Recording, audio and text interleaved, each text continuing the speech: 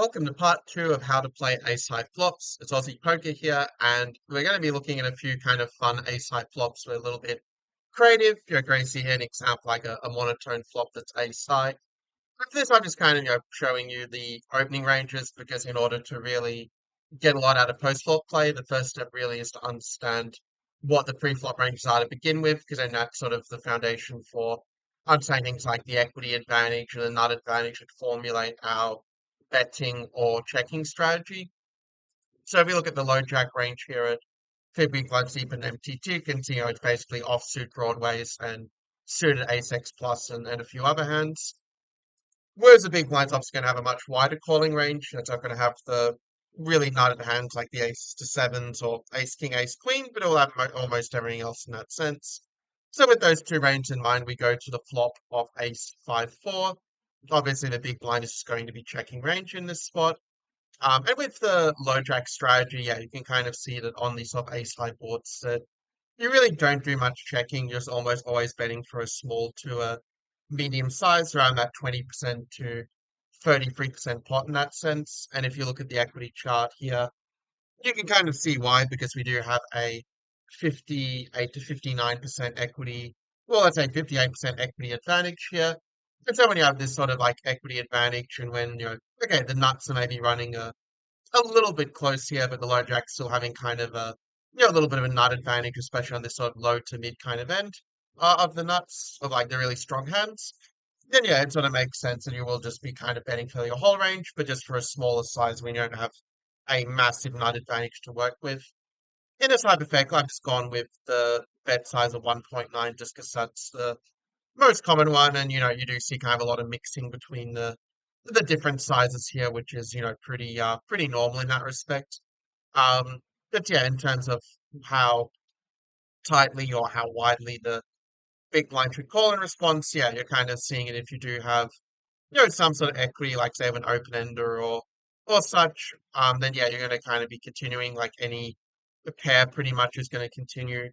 Except curiously, King four suited, and probably the reason for that is that there are going to be a lot of like King X bluffs in the low jack sort of continuing range, and you just kind of block a lot of the bluffs with a king. I'd say that's probably the reasoning as to why we're not really continuing, unless we have the king of clubs specifically here.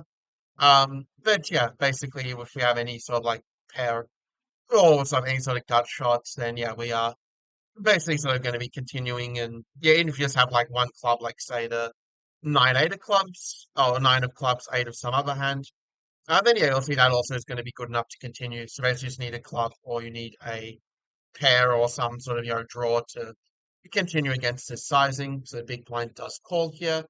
And if we sort of take a kind of turn report, I mean, if you take it from one side, you can sort of like just reverse engineer it for the other. But if we kind of look at what sort of turns are relatively good for the big blind here, it's showing in terms of strategy, yeah, you are mostly going to be checking unless you have a low card or you have a low card pairs. Those are ones where you will have a little bit more of a betting strategy. And I guess if you have the king of clubs, queen of clubs, ten of clubs, jack of clubs turns, it's true that those do block some a lot of like the drawing hands that might continue from from the low jack range to kind of semi bluff.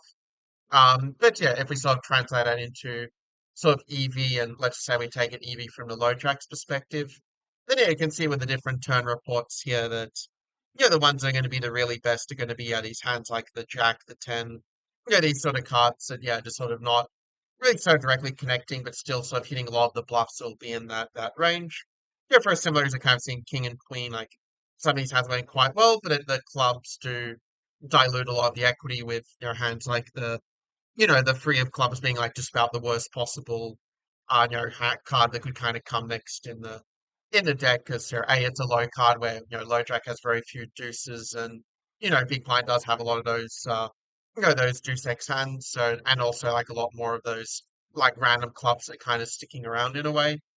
So yeah, that's kind of like the reasoning there, and some of these mid cards are kind of in the sort of the middle, sort of the range of how good they are. Like a random nine is sort of like about mid, and yeah, so like hands like the king and the ace, it's still like good, or even like the queen. Like these high cards are generally good, but they're not like as good as having the ten or the jack come where a lot of your bluffs that sort of make a pair. So that's just to explain a little bit of the equity that sort of dictates the strategy that in this case on the sort of the blank 10, yeah, it's a hand that is pretty good for the low jacks range. So when the big blind checks range with a with a bad card, it does mean on a good card you just get to fire a whole lot once again that you will be having some checks with some strong hands like the aces for protection, to protect the checking range and some had some decent showdown value, like the king five suited, nines, eight, sevens, sixes, these sorts of hands. Even in six had the open ender now kind of checking as well. Because yeah, if you have an open ender and you hit it, but it comes with a flush, that can get very expensive very, very fast, of course. But yeah, in this example, I've kind of gone with just the most common sizing once again, which is the 55% pot. Makes sense. We do size up when we have a card that's just fairly good for our equity. So yeah, we just have 5.2. The big blind, yeah, in this case. I have it calling in this hypothetical that yeah, you're not really going to be doing a lot of raising, like the raise are gonna come either from like the flushes or from a few bluffs, like a few garbage pairs. Well actually 10-5-10-4 is two pair actually to be fair. But yeah, you're gonna see like there's not a whole lot of bluffs, like kind of the sort of junky sort of pair plus gut shot kinds are kind of the ones that are sort of going for more like the bluffs, but it's still not a high frequency. Also, yeah, hand if you have like the king of clubs in your hand, you block the nuts. That's kind of another reason why if you have a bit of an additional equity gut shot as well, those combo draws will kind of be bluffing. But overall, not a massive number of bluffs on a board that just hits raise bluffs on a board that just hits their range quite well. And finally I completed with the seven of clubs, and yeah, basically looking at equity now, you can see it now really shifts. That the seven is a really club's a really good card for the big blind because they'll be continuing with a lot more of those sort of a lot of those sort of hands with a club in them, just one club. So suddenly you're now like the nut advantage and range advantage are really shifted in favor of the big blind, and what that kind of means if we look at the strategy is that yeah, you're still doing quite a bit of checking and sort of letting sort of all the bluffs kind of stay in for the the low jack in that sense. But anyway, it's going to mean quite a lot of betting, like just betting a lot of the flushes that have kind of come in that respect. So yeah, I'm just looking at. I mean, there are a few specific hands that kind of check, like sort of the hands where you have a very strong flush and a pair to go with it. Those ones are a little bit more the candidates that will kind of check because you're sort of blocking some of the calling range when you have like a pair to go with the flush is kind of the logic. But if we look at sort of the low jack response, yeah, you kind of see it just go very polar. But on the river here, when you have a SPR of like an SPR of basically one, it means that yeah, you're not really going to have a smaller bet sizing because then they can just raise on you and over you and put you in a really tough spot. So it means that yeah, you're just going to basically be jamming like with with some different hands. Like if you have the again mostly kind of the flushes are sort of going for the jam in this spot. And there are some bluffs like yeah the queen jack that just doesn't have any showdown. Also one that is bluffing at some frequency and yeah hands with against all that queen of spades like the king of spades. Sorry, not king of spades, the king of clubs, queen of clubs. Yeah, that's sort of where the bluffs come in when you sort of block the nuts is kind of the logical continuation. Also, yeah, why you see a hand like yeah, king six. Well, okay, with king six and ace six, yeah, you're also again kind of blocking the straight. So we do kind of really want to have those sort of blockers when you do sort of sort of fire in that sense. Like that's the reason why ace six suited is just going for it, and why I say ace king is just going to be checking because yeah, when you bet twice, you're not really getting value from all that much on a four to a flush kind of board. So yeah, that's kind of the idea. I think I kind of said something wrong because yeah, obviously you have the king or the queen of clubs there, just how have the nuts. So yeah, there really aren't that many bluffs in that spot. Is kind of what I'm saying. Like it's mostly coming from the six X actually in this case, and not much else.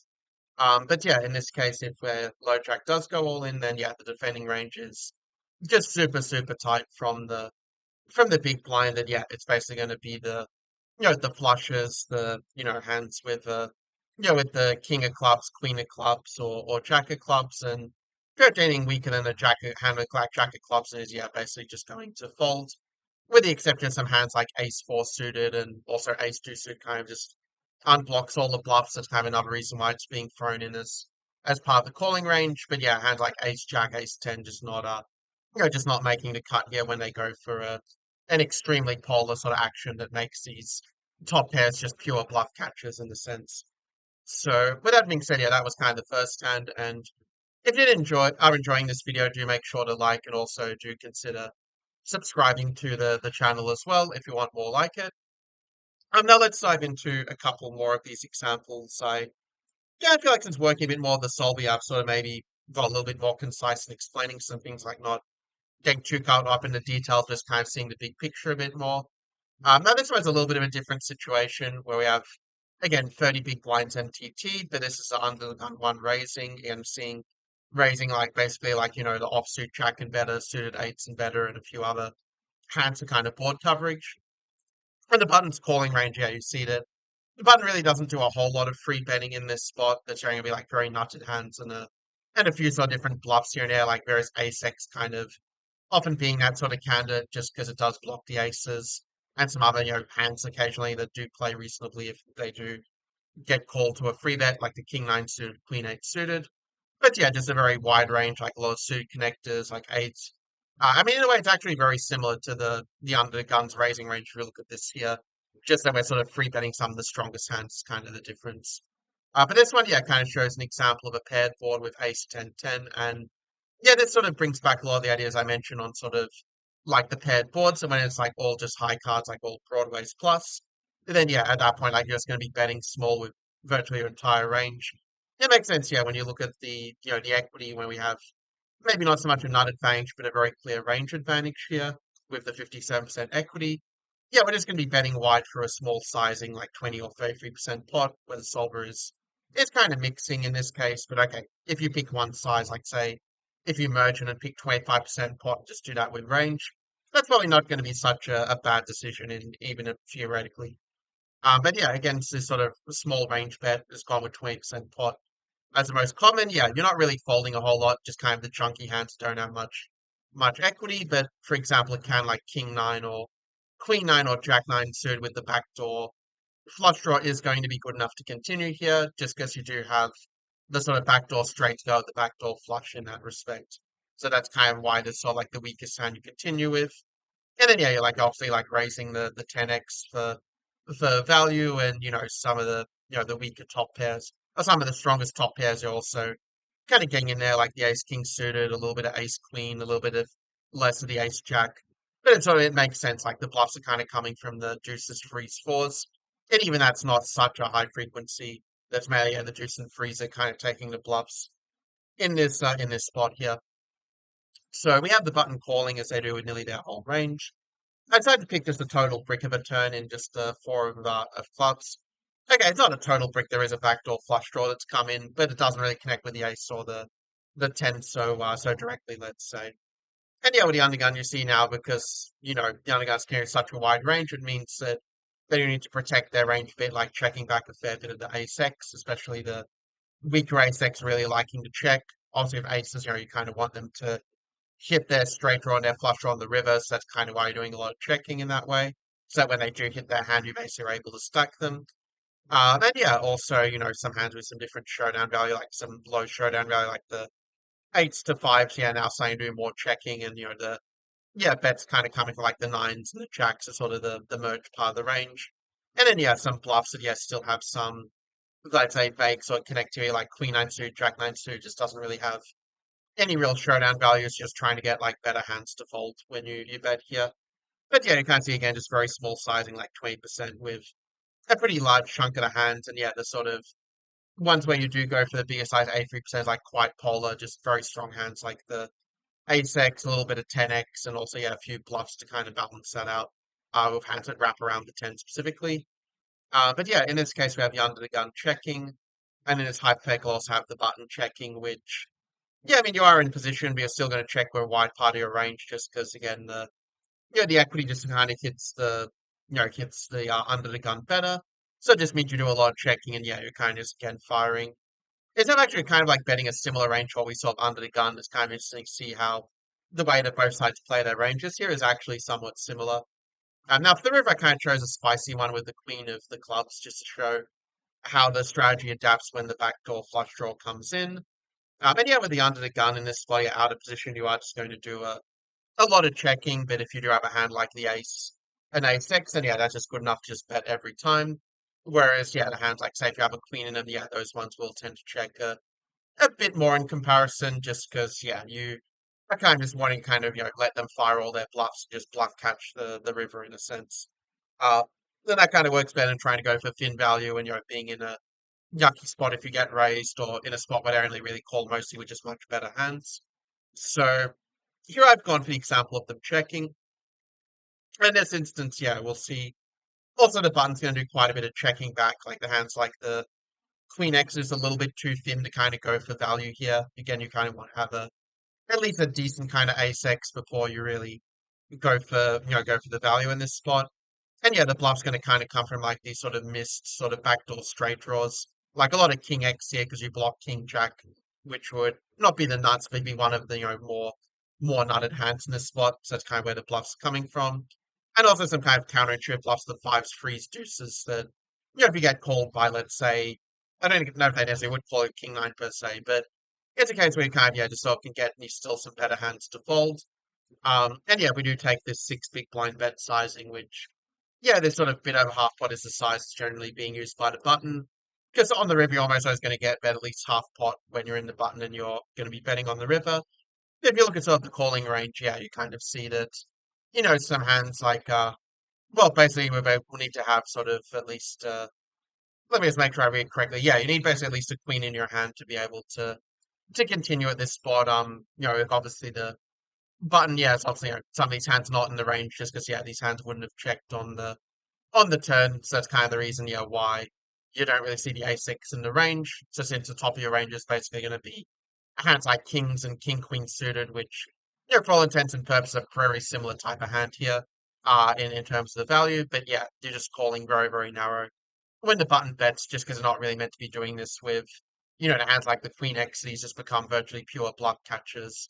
But if you sort of block the value, like block the king or block the jack, then those become good hands to bluff catch with, because then by the blocker effect, say if they have, a lot less combos, just you block both the jacks or both the kings, then yeah, in that case, you just have a very easy call in that respect, because you block a lot of their value combos. And I kind of said that point a few times is sort of a good thing to keep in mind. You do want to block the nuts with your bluff catching range when it's a very, very polar spot like this. And obviously when Queen 8 off suited raise, yeah, that's clearly going to be for for a bluff in this case, like trying to get some ace or whatever the fault. But anyway, let's now go to the next spot. Also one thing I've kind of been wondering about is sort of a little bit of an off-topic thing, but one thing I've kind of been considering is like whether to do, some different kind of like streams, like rather than doing a recorded, if you're me playing a session or reviewing, like actually, streaming in real time, have a bit of the live chat interaction. If that's something that would be of interest to you, then just let me know in the comments below. But yeah, moving on to the next spot here, we have a button versus a big blind. So this is the button range of 20 big blinds deep. You see like actually yeah, a lot of this min raising, like with a lot of these like suited hands and a lot of these offsuit hands with like an eight or higher, or especially a nine or higher in them. So all pretty standard and big blind. Obviously going to be jamming some pretty strong hands like jacks to deuces, a lot of the ace X, especially offsuit kind of jamming as well. So it means that the ace X they will have in their range for talking about ace high flops is mostly going to be the suited aces in that sense. Obviously, yeah, they're not going to have like aces or I mean, they're not going to have any pocket pairs. So that means they're not really going to have any sets when it comes to this flop. Looking at the button versus big blind, so that already is kind of good to know. Their nuts is basically like 4 or 5 suited, and then it's going to be like basically just some random like ace X from there will be their next best hands, and yeah, that's kind of reflected in the equity chart with the big blind having 39% equity. Partly because they don't have the threes and the deuces and the aces in their range, because those would have free bet either all in or non all in. So big blind obviously just checks range, and yeah, looking at the button straight, yeah, you're just basically betting pure on this spot because the 3 and 2 also isn't really going to hit the big blind's range much, because a lot of those hands can either fold or in the case of deuce and threes, as mentioned, are going to free bet all in. So that means that you just bet your entire range at this spot, and when you bet entire range, you just go for a pretty small sizing. A little bit of a deviation with these sort of boards where yeah, you're just kind of going for or maybe deviation is the right word, just kind of going for like the 33% sizing mostly. I mean, the solver kind of mixes between the two, like 33% and just over half pots, but yeah, difference is honestly pretty marginal in reality. And yeah, you probably don't need to find these low frequency, bigger bets either. Like it's just kind of harder to balance it when you have a lot of different bet sizes to try and juggle at once. So I've just gone with 1.8 just to see what the big blind's defending strategy is here. And you see, yeah, you kind of do a lot of folding that, you're going to, like the threshold's going to be calling with those sort of like good queen highs, like hands like queen jack or queen 10 suited. You do have the backdoor straight draw and the backdoor flush draw. So that's kind of the threshold where you can sort of continue. Similar story of like the king 10, king jack, queen, queen. Then, the king high is also going to be continuing because you do beat all the bluffs. And yeah, you kind of see some of these hands like king 5 suited, king 3 suited, king 2 suited, throwing in a few raises. Like a lot of these sort of junky pairs are sort of where the kind of bluffs are coming from just to try like fold out some under pairs, but still have like some equity when you kind of get cold. You could say if you have a hand like let's say four deuce suited and they have I don't know king queen or something. I mean those are still two overcards that can kind of come and beat you, so you don't mind sort of denying equity in a sense. Especially when you're out of position, you're going to kind of under realize your equity to begin with. But yeah, in this one we see the big blind just calling very wide, raising kind of the obvious hands like the strongest ace X, which is effectively the nuts for them, and then yeah, just a few bluffs with the junky pairs to balance that. Big blind, yeah, just checks range after they just call because that's generally what you do when you take a more passive line. That if you call on the flop, yeah, you're normally gonna just check on the turn in a lot of your range. And again, yeah, we see that this turn of like the eight of our hearts, yeah, it's a very very bricky sort of turn, and yeah, you're just going to be going again pretty like small to mid with just your whole range. So we see the five big blind bet sizing kind of being favored because yeah, the eight is sort of. I mean, it's one of those cards that sort of is not that bad. I think for the big blind, like we do see the big blind's equity has gone up quite a bit because they have a lot more sort of eight X in their kind of range, relatively speaking. But yeah, that sort of means that we just means that we kind of bet with a little bit of a larger size, go a little bit more polar here on the turns are yeah, sort of not great for our range, but also, where we just have like a flop that's so good for us early that it doesn't really matter. Like ace three to smart, probably the best possible flops you could really have button versus big blind, with like high card and two very low cards. So I have the big blind, the button betting five, and how the big blind responds here. As we look into it, is yeah, you start just folding out a lot of the kind of junky king high that didn't really sort of improve in that sense. Like we kind of see king queen sort of being the threshold to sort of like the bluff catches here. And yeah, just doing like almost no kind of raising at this spot. That yeah, the raises are like very small number. And yeah, when you do raise, it's going to be all in when when already the SPR is like at a level of one. But in general, you're just going to be calling the whole time out of position.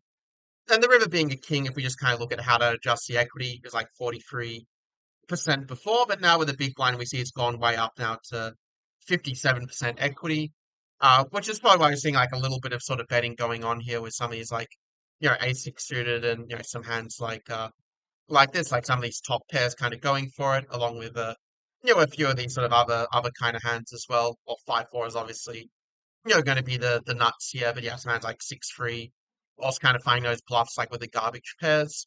Again, not the highest frequency play, and some of the King X also going for it with value here, but yeah, it is true we are mostly going to be checking in the small blind, even checking some hands as strong as Ace Three and Ace Deuce just to kind of protect the checking range in that respect. And also because when you check, yeah, you are I guess blocking some of those like sort of set of hands to turn a pair into a bluff. But when the big blind checks, yeah, looking at the button, we see that yeah, you sort of check half the ranges, jam the rest. Like again, when the SPR is at a level of like less than one, like it's almost a half SPR. Yeah, you're just going to be just jamming like every time you go for it. So it's going to be opposite like the Ace X, the some of the stronger King X, like the weaker King X is sort of maybe not good enough to bet sort of for value a third time. So we'll just check and kind of take the showdown, knowing that yeah, you're probably good if you just check, but if you bet and get called or raised, then maybe you're not going to be good anymore most of the time in that spot. So, and yeah, the bluffs are just kind of coming from, yeah, just these random hands with no showdown value, like the, 10-6 suited and, Jack 4 suited, which, I mean, that one's a very nice bluff candidate. You can see that the EV is a lot higher on a hand like Jack 4 suited because you are blocking the nuts with a hand like 5-4 and this sort of thing. So it's kind of the property there in a way. Um, and yeah, so that's the idea. Like, just take the hands with like they're either betting for value, along with the hands just have no showdown value, like the worst hand to range. You just kind of go for it. Yeah, with the Queen X, you just have that little sliver of showdown value there. So you do just kind of, you do just sort of check it and just sort of accept that. Okay, you probably lose, but at least you sort of have the, but at least you're not making a bigger mistake. And again, yeah, Queen Five, Queen Four suit, yeah, those hands are the ones sort of turning into bluffs. Just having that blocker is really really nice here. Um, so yeah, that's kind of the breakdown of this hand, and when the button does go all in, yeah, you're kind of seeing the calling ranges. It's going to be kind of wide, which makes sense when you just look at how polar it was before, that there were a lot of junky hands kind of going for it. Which means in turn that, yeah, even hands like, let's say, like the sort of bottom pair is maybe not good enough to call, but if you've got sort of a fourth pair here, that is going to be good enough to be a bluff catcher if you sort of have a kind of good hand to kind of go along with it. So yeah, in this case, just sort of call down with, some of the free X. Yeah, it's interesting you kind of don't want sort of the clubs in this instance, which there's probably some deep reason for it beyond my understanding, but just a point worth knowing that, yeah, if you sort of have the clubs, you don't want to call just with the free.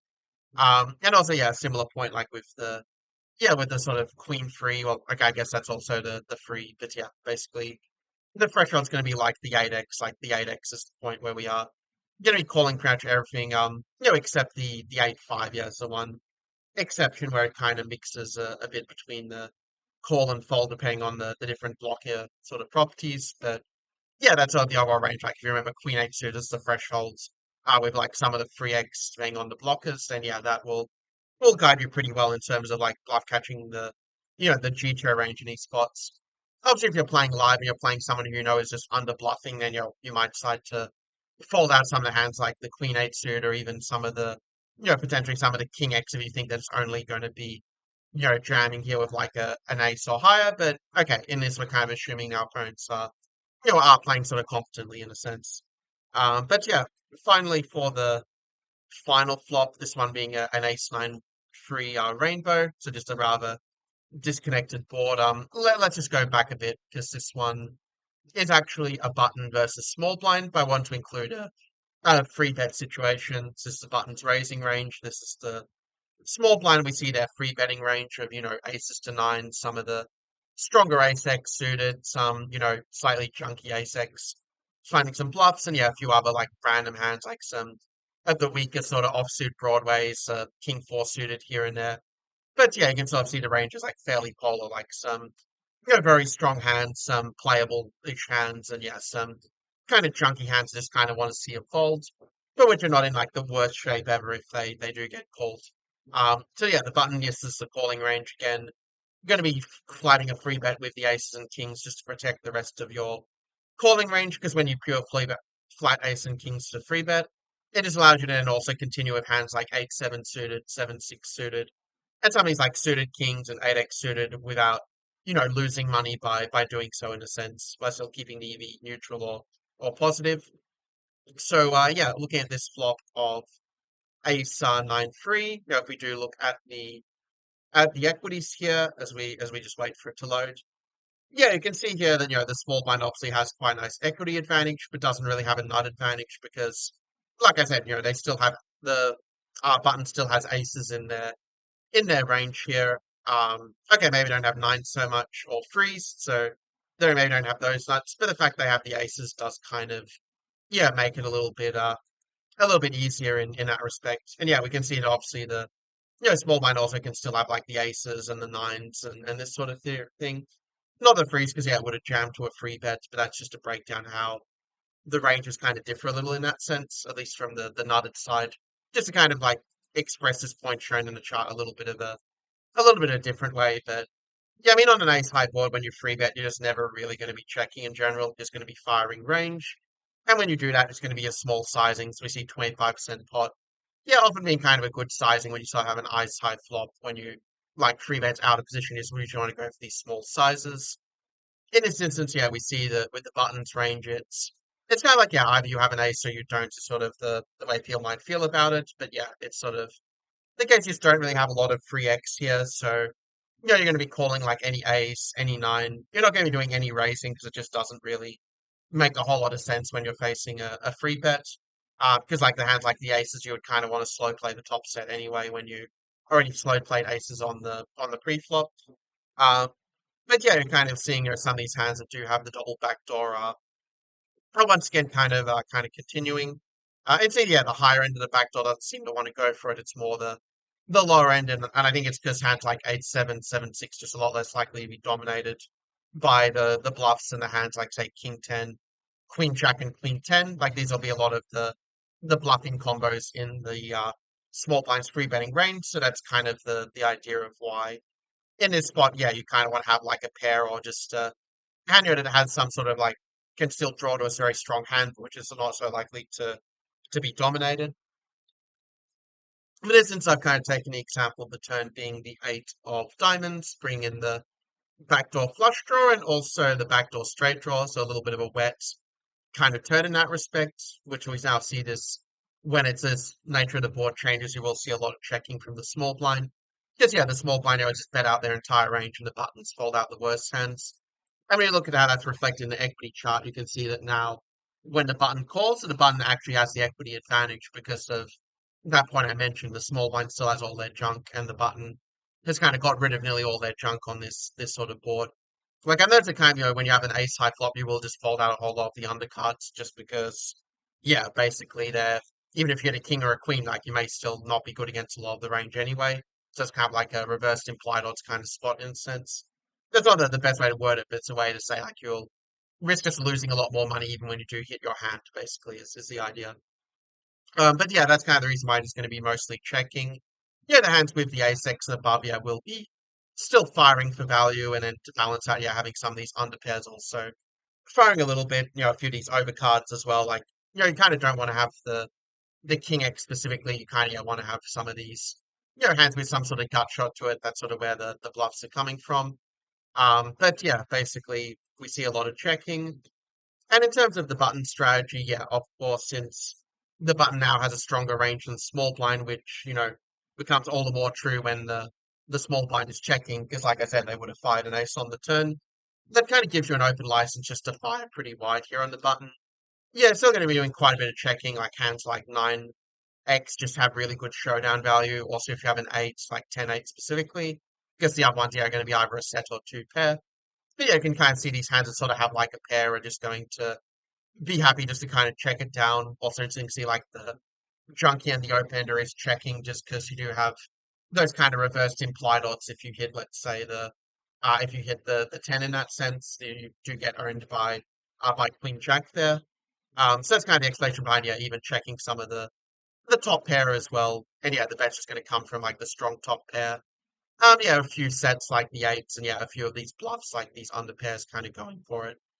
And then when the button does bet, which is going to see you kind of bet for a small amount with a high frequency, which makes sense when you have a pretty big range advantage.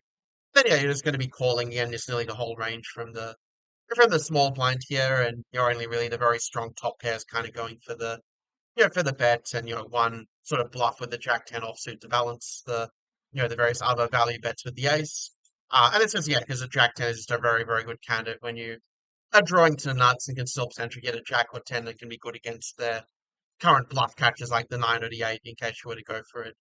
But yeah, we do see the call here, which you do with most of the range, and obviously folding out, the kind of chunky hands like the under pairs and this sort of thing. But moving to the river, which have as the 7 of clubs, so the flush draw bricks, but the straight draw gets there.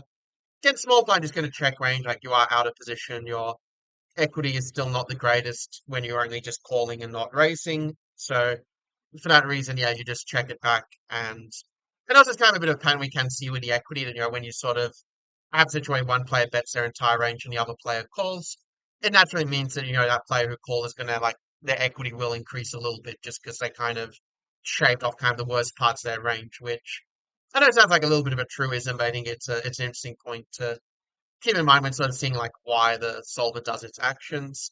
And yeah, with like a pot size bet left, we kind of see there's not really much checking happening here.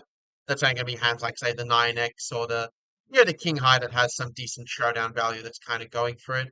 kind of interesting to see that a hand as good as kings is even checking in this spot. Kind of saying you're not really getting much value from like from any hands anyway, like maybe a little bit of 9x, that's probably about it. But everything else it calls you is just kind of crushing with the ace and so forth. Um, and I mean, you are also blocking like some of the bluffs, like with a king high hand or whatever. But in any case, after the button goes all in here, which as we see it does with basically all the good hands and also the hands without much showdown value, like sevens to like sixes to fours, just the bottom of the range at this point, more or less, for where you're at, along with some king X. But these hands are just near the bottom of the range, yeah, you just basically just go for it and turn into bluffs, because yeah, it's the only way you can really try to win the hand. And then looking at the big small blind response, yeah, you kind of see that it's sort of an interesting point that yeah, hands like the queens, jacks, and tens are going to call, but the kings are going to fold in that spot. So that's kind of yeah, an interesting little heuristic, which unfortunately I'm probably not skilled enough player to really explain, but it's something that maybe someone more experienced than me can, with the solvers, perhaps explain why it is that you call with the queens, jacks, tens, and not the kings in the comments. I mean, I'm guessing it's because with the jacks and tens, you are blocking the nuts with like jack ten, as it were. So that's probably the logic in that sense. But yeah, you kind of see like sort of a hand like queen nine offsuit is sort of the worst. Can we kind of bluff catch? And okay, we're not really getting here with a lot of 8x or 7x. Okay, this is going to be two pairs. So yeah, that's sort of the way that it breaks down that, from the small blind, we just kind of fold out a lot of these sort of chunky hands like weaker than a nine on the turn. So when we get to the river, yeah, you're just basically calling nearly everything except sort of the hands with a king in them and mixing with the jacks and tens. So yeah, kind of an interesting point itself to realize that okay, when you call on the turn, you're basically with the intention of just calling, nearly everything on the river, which is an interesting point and probably a reflection as to how kind of polar the button then becomes when they sort of take the initiative on the turn and then follow consistently on the river. But anyway, I hope that this training was valuable to you. I know I picked up a few things along the way. So yeah, do let me know, yeah, what other requests you might have, like what topics you'd find interesting for me to cover. This one I probably definitely use like a bit of a study journal, but yeah, just try to pick the topics that kind of I think have the most relevance. The flop obviously is, you're going to get like a lot of ace high flops in your time in different positions, so just good to practice it, and you're also kind of seeing in a shorter stack, so you get to see what some of the adjustments are, like what hands like, okay, if I hit this hand, I'm just never going to be folding in Solverland, and where sort of some of the bluffs might come from. But it's kind of interesting heuristic where you see that, yeah, there are a lot of these ace high flops are actually not really finding that many bluffs. Like nearly all the bluffs are kind of just very sort of intuitive and logical. So that in itself can be kind of interesting to observe those instances where that happens. But anyway, I will see you in the next one, and yeah, take care.